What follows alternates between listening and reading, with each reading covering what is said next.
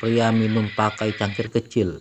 Yang benar saja, menjadi seorang pria itu memang sudah seharusnya seperti ini, makan dan minum dalam porsi besar. Kalau pakai cangkir kecil itu hanya orang lemah dan tak berguna yang bisa melakukannya. Semua orang langsung tertawa. Jelas-jelas ucapannya ini mengejek Reva.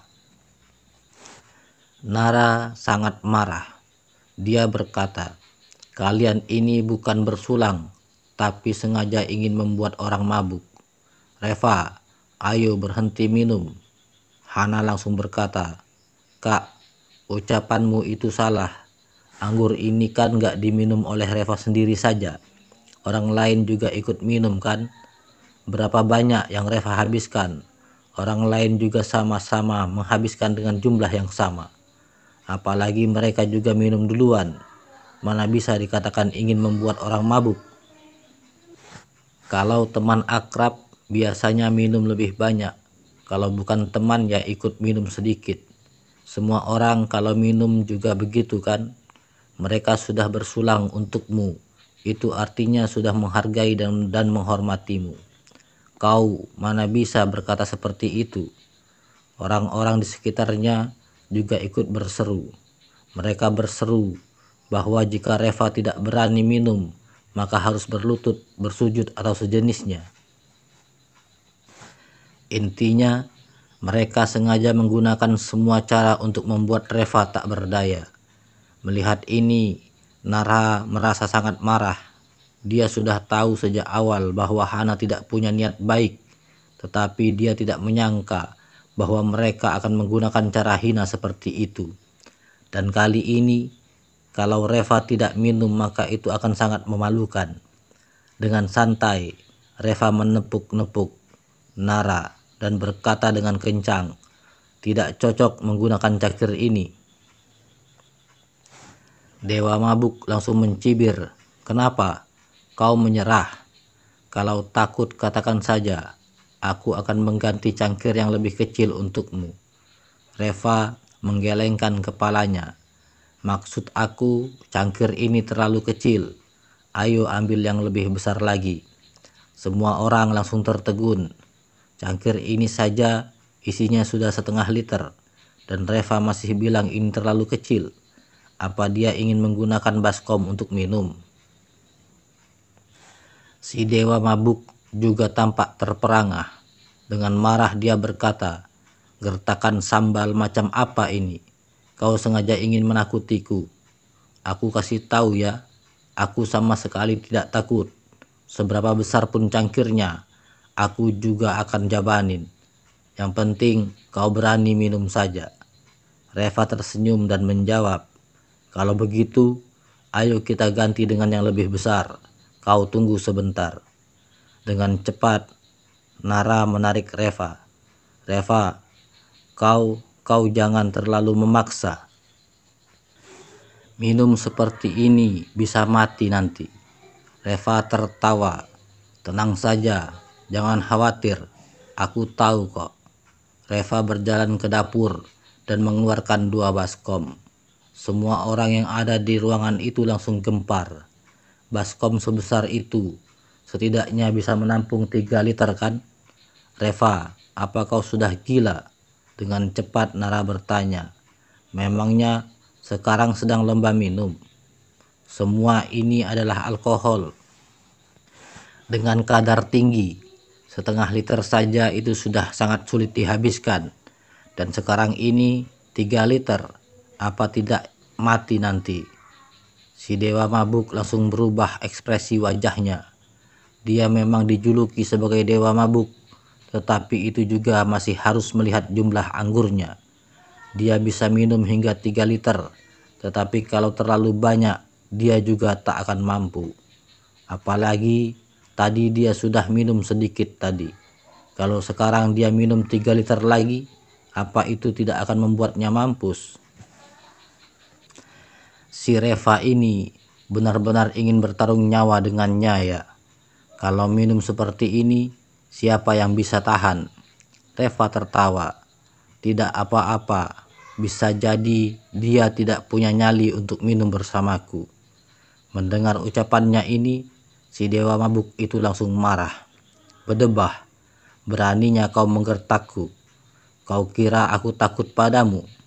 Memangnya kenapa kalau pakai baskom ini? Aku tetap akan minum kok. Tetapi aku ingatkan dulu ya, karena baskom ini kau yang pilih sendiri, jadi kau harus minum lebih dulu. Kalau tidak, nanti setelah aku menghabiskannya, kau malah berkelit. Itu jadi tidak seru lagi, ujar si dewa mabuk itu dengan kencang. Dan orang-orang yang berada di sekitar mereka langsung mengiyakan. Ya, benar sekali. Kau yang pilih sendiri wadahnya, jadi kau juga yang harus minum anggurnya lebih dulu. Kalau kau mampu, minum dulu saja. Setelah itu kami baru ikut minum. Hehehe. Berani sekali ambil baskom untuk menakut-nakuti orang. Apa kau kira kami semua orang bodoh, jadi akan merasa takut dengan trik sampahmu ini? Hana juga mendengus dingin. Reva, ternyata kau sudah pintar membual sekarang. Kau jadi mengingatkan aku kepada sejenis anjing, tahu gak? Seperti kata orang, anjing yang bisa menggigit itu tidak menggonggong. Sama seperti kau, semakin kau berbual dengan hebat itu artinya kau semakin tidak mampu. Pakai baskom, bukannya aku mau meremehkanmu, tetapi andai kata baskom itu diisi dengan bir pun, kau juga belum tentu bisa menghabiskannya. Dengan tenang, Reva berkata, tenang saja, aku akan mengisi baskom ini dengan anggur, dan aku akan meminumnya lebih dulu. Tetapi aku mau mengingatkan juga sebelumnya, berapa banyak pun yang aku minum nanti, kau juga harus ikut minum dengan jumlah yang sama banyak. Kalau tidak minum, jangan pernah berharap untuk bisa keluar dari rumah ini. Saat semua orang mendengar bahwa Reva yang akan minum anggur itu dulu, langsung membuat mereka semua tertawa terbahak-bahak. Dengan anggur yang begitu banyak, setelah dihabiskan Reva pasti akan mabuk. Dia minum dulu, itu namanya orang bodoh kan? Si dewa mabuk langsung tertawa. Oke, seberapa banyak pun yang bisa kau minum, aku akan mengikutinya. Kalau tidak minum itu pecundang.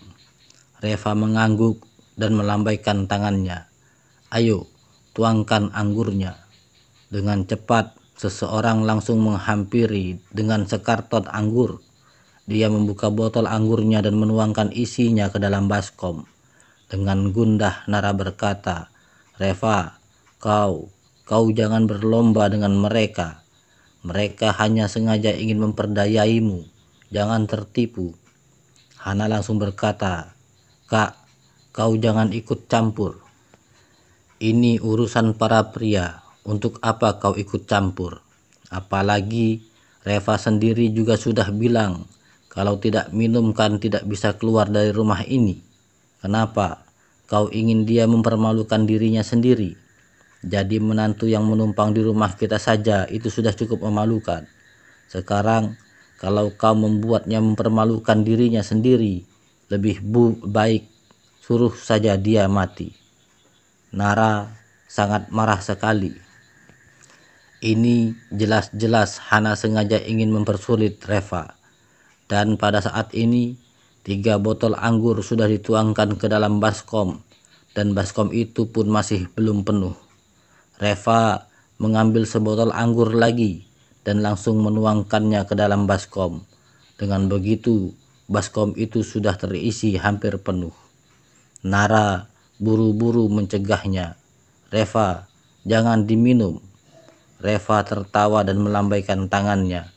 Dia mengambil baskom itu dan langsung menghabiskan anggur yang ada di dalamnya, tanpa menyisakan setetes pun di depan tatapan semua orang. Semua orang yang berada di tempat itu langsung terpana. Mereka mengira Reva akan pingsan setelah minum 2 teguk. Tetapi nyatanya Reva bisa menghabiskan semua dalam 1 kali minum. Dan yang paling penting, setelah minum, Reva sama sekali tidak kenapa-kenapa. Dia hanya seperti minum air biasa saja. Nara juga terpana. Sebelumnya, Reva sama sekali tidak pernah minum anggur. Dia selalu mengira bahwa Reva sama sekali tidak bisa minum. Siapa yang bisa menduga bahwa Reva bisa menghabiskan begitu banyak anggur? Lalu Nara buru-buru berkata, "Reva, apa kau baik-baik saja?" Reva tersenyum dengan ringan dan menggelengkan kepalanya. Agak sedikit melayang, tapi tidak masalah. Saat berbicara pun, ekspresinya tampak tenang dan kecepatan bicaranya juga normal. Sama sekali tidak ada yang aneh. Semua orang tampak tertegun. Siapa yang tidak mengagumi ketahanan tubuhnya akan kadar alkohol ini? Sebenarnya tidak seorang pun yang tahu bahwa Reva telah menggunakan tenaganya. Fakta yang sebenarnya tidak ada yang tahu bahwa dia telah menggunakan kekuatan batinnya untuk mengeluarkan alkohol dari dalam tubuhnya dengan paksa. Baginya, anggur ini seperti air minum biasa saja. Kadar alkoholnya akan hilang begitu dia pergi ke toilet. Jangankan 1 baskom, 10 baskom pun tidak masalah. Dia hanya perlu ke toilet beberapa kali saja. Dan orang yang bertanding minum bersamanya itu hanya akan merugikan dirinya sendiri. Tidak peduli seberapa pandainya kau minum anggur, mau itu 8 atau 10 liter pun, apa bisa mereka bertanding dengan orang minum anggur seperti minum air biasa? Reva tetap menunjukkan ekspresi tenangnya. Hari ini dia memang sengaja mau memberikan pelajaran kepada orang-orang ini. Dalam hatinya ia berkata, ingin membuat aku mabuk. Oke, kalau begitu ayo saja kita tanding minum hari ini. Reva memandangi si dewa mabuk dan berkata, sekarang giliranmu. Si dewa mabuk tampak ketakutan. Sebuah baskom yang dituangkan dengan 4 botol anggur, itu artinya 4 liter. Kalau minum ini, dia pasti mati. Tiba-tiba si dewa mabuk berkata, baiklah bro, kau memang pandai minum. Aku benar-benar mengagumimu. Aku tidak sehebat kau. Kali ini aku rela menyerah. Sudah tidak usah bertanding lagi. Sudah dulu ya, aku pergi dulu. Setelah mengatakan itu, lalu si dewa mabuk membalikkan badannya dan ingin menyelinap pergi. Reva berjalan mendekatinya dan langsung menariknya kembali. Barusan aku sudah bilang dengan jelas, setelah aku minum, kau juga harus minum. Kalau kau tidak minum, jangan pernah harap kau bisa keluar dari rumah ini. Dewa mabuk itu buru-buru menatap Hana. Dia mana berani minum anggur sebanyak itu. Hana juga tampak canggung. Bagaimanapun juga dia adalah temannya, jadi dia harus membantunya berbicara. Kakak ipar, sebenarnya minum anggur begini kan hanya untuk bersenang-senang. Jadi tidak perlu terlalu perhitungan. Dia juga sudah menyerahkan, untuk apa kau masih memaksanya? Mereka ini juga teman-temanku sendiri. Anggap saja kau sedang menjaga imageku. Reva langsung mendelik kepadanya. Minggir, kau kira kau siapa? Berani meminta aku untuk menjaga imagemu di wilayahku. Saat dia memaksa aku dan kakakmu untuk minum tadi, kenapa kau tidak bilang bahwa kami adalah keluargamu dan menjaga image kami? Sekarang setelah aku minum, kau baru meminta aku untuk menjaga imagemu. Memangnya kau masih ada image di wilayahku ini? Hana langsung tercengang dengan omelannya itu. Dia sama sekali tidak berani mengatakan apapun untuk sementara waktu. Dia tidak tahu bahwa Reva sedang sangat emosi. Kalau orang-orang ini hanya memaksanya minum saja, itu sama sekali tidak ada apa-apa. Tetapi mereka juga memaksa Nara untuk minum. Reva bukan orang bodoh. Orang-orang ini ingin membuat Nara mabuk. Pasti memiliki niat jahat terhadapnya. Dan pada saat itu Hana malah ikut-ikutan membantu mereka. Bagaimana mungkin dia tidak marah? Dia memang menghormati Axel dan Alina, tetapi itu tidak berarti dia harus menjaga image Hiro dan Hana. Kalau masalah umum lainnya, Reva masih bisa mengabaikannya. Tetapi kali ini masalah ini telah melampaui batas. Bagaimana mungkin dia bisa bersifat sopan terhadap mereka? Setelah terjadi keheningan, lalu Hana langsung berkata, "Reva, kau berani memaki aku. Apa kau sudah lupa bahwa kau masih dibiayai oleh keluargaku? Kau makan di rumahku, tinggal di rumahku. Kau hanyalah seorang menantu tak berguna yang menumpang hidup di rumahku. Berani-beraninya kau bersikap seperti itu kepadaku sekarang. Lihat saja nanti, aku pasti akan menelpon keluarga kedua orang tuaku dan meminta mereka untuk membuat perhitungan denganmu." Hiro juga ikut berseru, "Reva, bagaimana cara kau berbicara dengan istriku, ha? Mereka ini juga teman-temanku. Kau mau apa? Kau pikir aku..." Sebelum dia sempat menyelesaikan ucapannya, Reva sudah langsung meraih botol anggur dan menghantamkan ke kepala Hiro. Hiro langsung jatuh ke lantai sambil memegangi kepalanya dan tangannya tampak berlumuran dengan darah. Hana langsung berteriak dan segera menghampiri Hiro untuk memapahnya. "Suamiku, suamiku, apa kau baik-baik saja? Reva, apa kau sudah gila? Aku mau panggil polisi biar mereka menangkapmu." Nara juga ikut melawannya. Dia langsung berkata, "Oke, kau bisa panggil polisi. Kalau kau panggil polisi, aku akan bilang bahwa kau masuk ke rumah ini dengan tanpa izin dan membuat orang-orang untuk merampok." "Suamiku hanya membela diri. Hana, kalau kau benar-benar ingin bersikap egois, aku juga akan membuatmu sekalian masuk ke penjara saja." Hana langsung tertegun. Dia buru-buru berkata, "Kak, aku ini adik kandungmu." Dengan marah Nara berkata, "Kau masih berani bilang itu?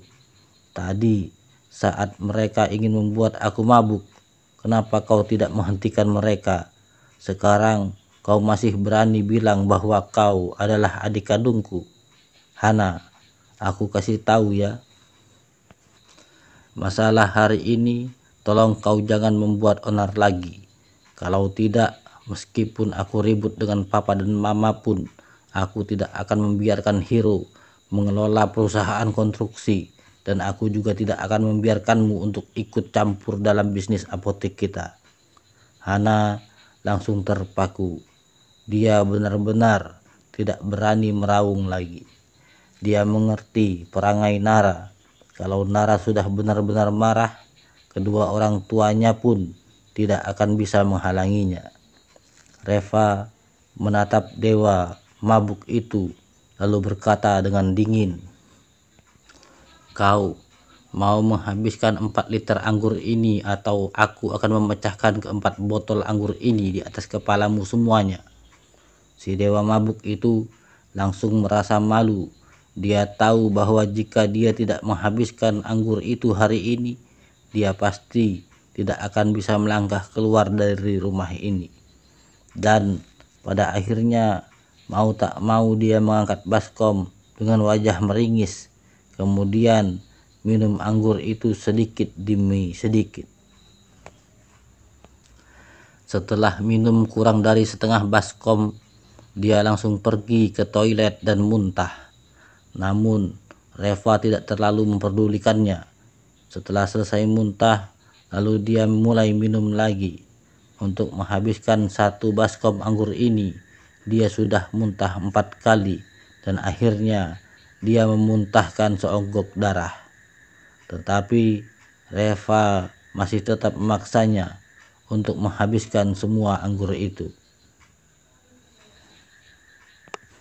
Tentu saja Reva juga memperhatikannya.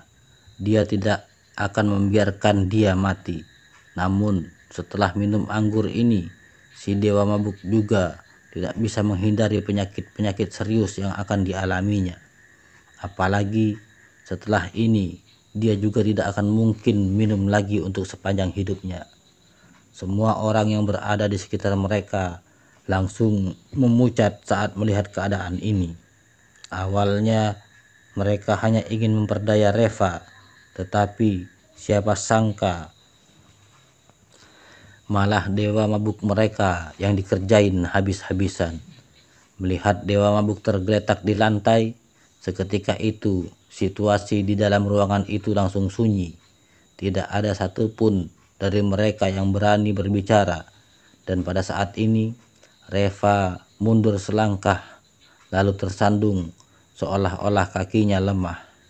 Dengan cepat Nara mendukungnya dan berkata dengan cemas, "Reva, apa yang terjadi denganmu?" Wajah dan telinganya langsung memerah. Dia mengibaskan tangannya seolah-olah sudah mabuk, tapi sebenarnya Reva hanya pura-pura saja. Dia ingin membuat semua orang ikut minum bersamanya. Semua orang langsung menghela nafas lega. Menurut mereka, sepertinya Reva memang sudah sampai pada batas limitnya. Hana sangat marah sekali. Dia menggertakkan giginya, lalu diam-diam mengedipkan matanya kepada para teman-temannya. Dia mengisyaratkan mereka untuk menggunakan kesempatan itu untuk terus melanjutkan minumnya.